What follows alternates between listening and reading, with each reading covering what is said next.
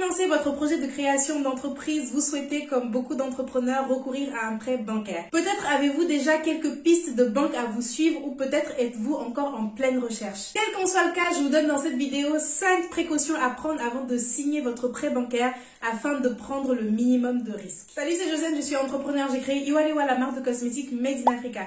Ici, je partage mon parcours afin de bâtir une communauté où nous pourrons évoluer tous ensemble.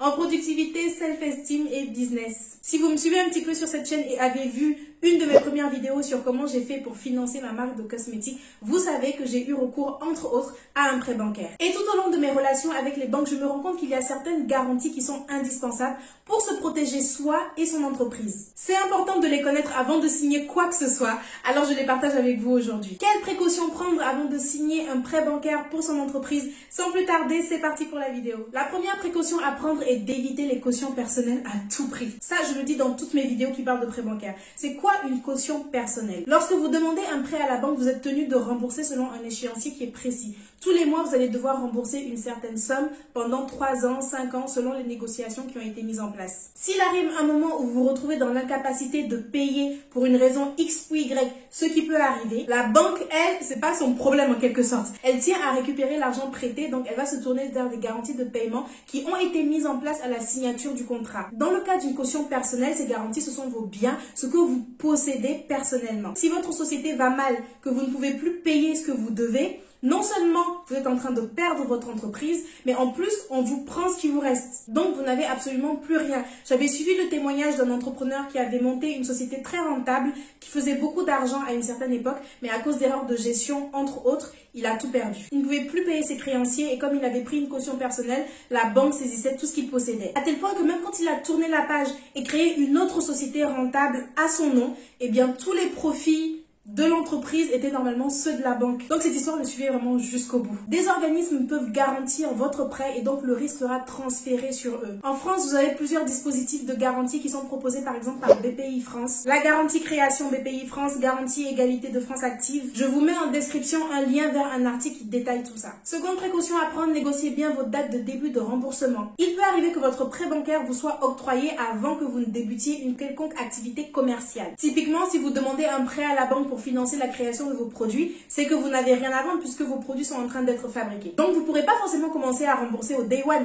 Il vous faudra un petit délai le temps que votre activité commerciale au moins commence. Cette date de début de remboursement, elle doit donc être bien réfléchie afin que vous restiez dans la capacité de régler vos mensualités. Troisième précaution à prendre, assurez-vous d'être dans la capacité de reporter vos échéances. Il peut arriver 1 ou plusieurs mois où vous êtes dans l'incapacité de payer vos mensualités. Votre trésorerie peut être au plus bas, peut-être parce que vous avez plus de factures à payer que d'habitude, peut-être parce que vous avez certains clients qui tardent à vous payer, on ne sait pas. Mais ça peut tout à fait arriver. Et quand vous êtes dans ce cas-là, le prêt bancaire qui est initialement là pour donner un coup de boost, un coup d'accélérateur à votre projet, il se met à vous asphyxier parce que ça devient une charge en plus. Pour éviter cette asphyxie, vous devez être en mesure de demander un report d'échéance de paiement. Vous devez être en mesure d'appeler votre conseiller et de lui dire, écoutez, ce mois-ci, ce trimestre, dans ma vie, il se passe ci, il se passe ça, donc je ne serai pas en mesure d'honorer ce paiement. Peut-on organiser un report d'échéance de prêt? Ce point peut paraître évident, mais moi je le dis ici parce que avant je pensais que c'était un dispositif qui pouvait être mis en place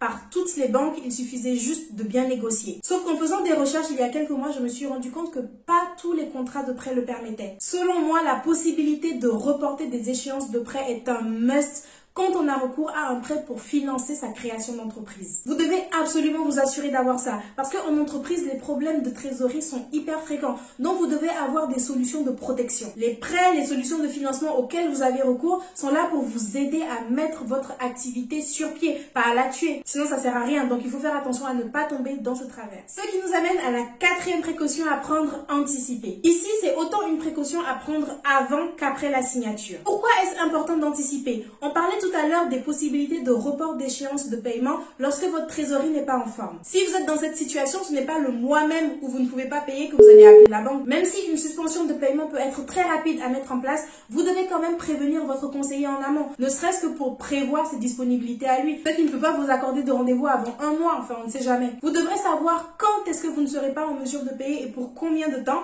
parce qu'il faudra bien que les échéances de paiement reprennent un jour. Donc vous devrez savoir quel temps de suspension de paiement vous demandez. Comme je le disais tout à l'heure, l'anticipation est une précaution à prendre autant avant qu'après signature de contrat de prêt. Avant signature, c'est également grâce à cette anticipation que vous serez capable de définir une date de début de remboursement de prêt, comme on le mentionnait plus haut. Cinquième précaution à prendre, maintenir le contact avec son conseiller. J'ai mis ce point en dernier pour des raisons de cohérence dans mon script, mais selon moi, c'est peut-être le point le plus important. On peut tout reprocher à l'institution bancaire, dire que ce n'est pas une institution qui est au service des gens, etc., etc.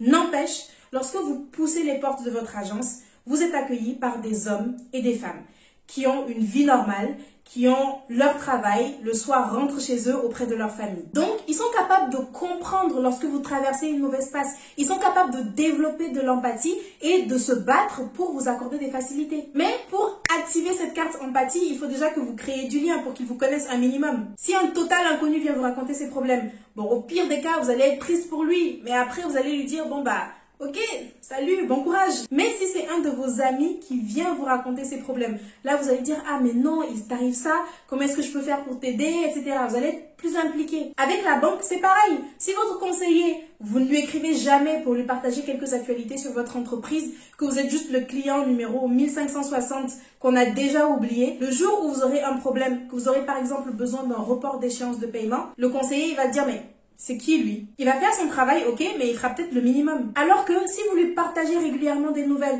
qu'il se sent intégré à votre projet, je vous garantis que le jour où vous aurez un problème, il sera impliqué pour vous aider. Moi, j'ai pris l'habitude, dès que j'ai un événement important dans mon entreprise, que ce soit positif ou négatif, j'écris à ma conseillère. Je lui dis bonjour, comment est-ce que vous allez? De mon côté, tout se passe très bien. Hier, c'était ma soirée de lancement ou alors notre production est enfin finalisée, etc. Lorsque mon laboratoire partenaire a mis la clé sous la porte, entre parenthèses, si vous ne savez pas de quoi je parle, checkez cette vidéo.